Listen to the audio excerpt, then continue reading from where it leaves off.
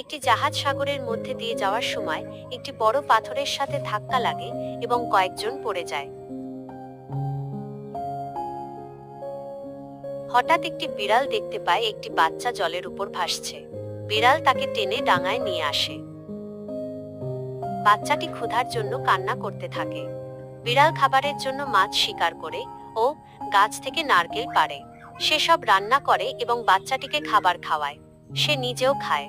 হঠাৎ সে একদিন আকাশের দিকে তাকায় আর দেখলো তাদের নেবার জন্য কেউ আসছে। ভিডিওটি ভালো লাগলে লাইক এবং সাবস্ক্রাইব করে আমাদের সাথেই থাকুন।